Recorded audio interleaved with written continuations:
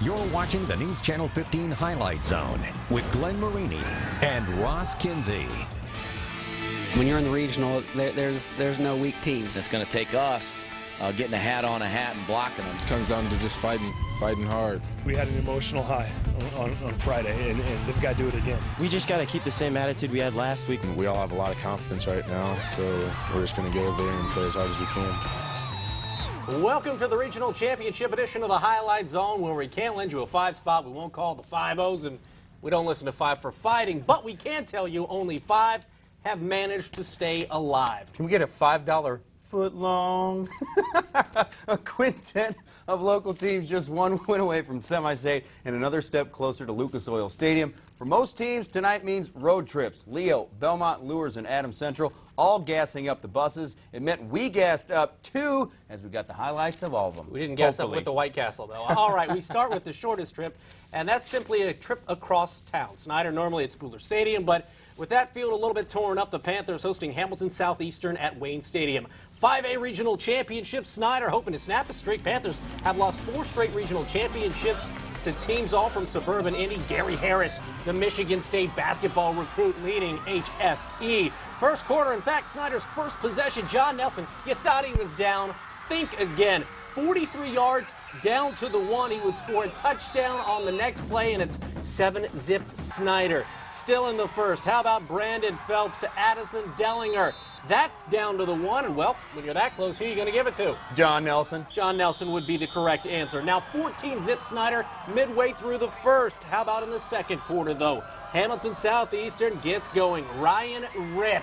And this kid, like Nelson, you thought he was tackled. Not true. Rip goes 42 yards for a touch, and it's 14-7. Then, final play of the first half, Gary Harris.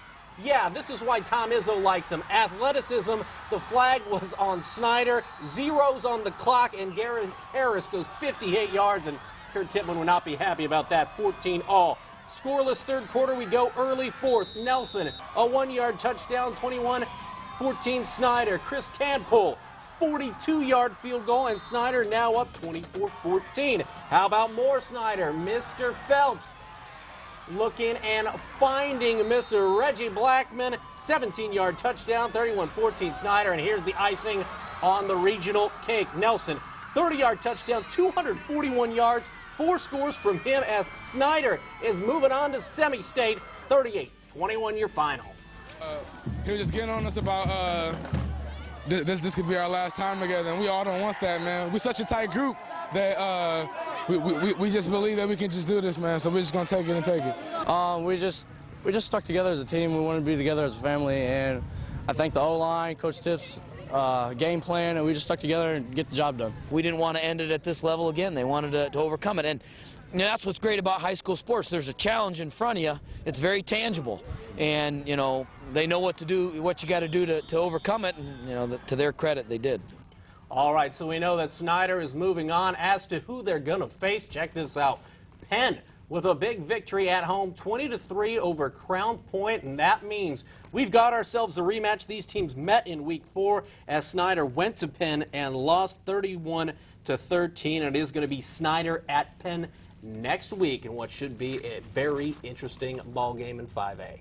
When you move up in classification, things are supposed to get harder. Leo is throwing that conventional wisdom out the window. After winning the program's first ever regional title last year in 3A, the Lions trying to put together another regional championship trophy in the case, this time in 4A. Undefeated Leo at 9-3, Northwood, first time ever these two teams have met. Leo, of course, coming off that huge win against Dwanger last week. First play of the game, Ryan Leiter does a good job faking me out. That's right, but he finds Gage corner. Big 46-yard pickup, but a bad snap, and Leo would end up punting the ball away after that. Northwood's first play, Coy Brown, he coughs up the football. Get out of my way, people. You can't see the great defense, but the Lions recover. Very next play, Trayvon Carr, how about this kid? 26-yard touchdown. Leo up 7-zip in the first quarter, but the Panthers, they couldn't be stopped on 4th down in the first half. Zach Coleman to Nate Wagner. That leads to a Panthers field goal, makes it 7-3 Leo in the second. Turnovers plaguing Leo in the first half. Leiter fumbles the ball away. Northwood recovers, and then yet another fourth down conversion for Northwood. Coleman to Wagner. Another Northwood field goal makes it 7-6. But then Leo's D steps up. Under 2 minutes to go. Joe Heath, big interception, takes it back inside the 30, and eventually Leiter, with less than 20 seconds before the half, he's going to punch it in on the sneak as Leo stays undefeated. They get another regional championship, 24-12, the final. And the other regional championship in the northern part of the state, South Bend, Washington. They've got a record-setting receiver there. I hear about them, national record-setting receiver. 33-20 over Hammond Morton. So South Bend, Washington, they come to Allen County next week to take on the Leo Lions at Lions Field. I love that game being at Leo. Let's go to 3A Belmont at West Lafayette. The Braves, only 3 wins in the regular season, looking for their 4th win of the postseason. That's Brian Hakes, the big senior, the fullback/linebacker, for a short touchdown, 7-zip Belmont. But guess what? West Lafayette, they're known for their offense, and they were looking good here. Sean Bush throws that first down. Then watch where the ball is spotted here. They give West Lafayette a touchdown. They said he was, breaking the plane. We're going to call that a homer call. Yeah, it looked like a homer call on the road, 7-all.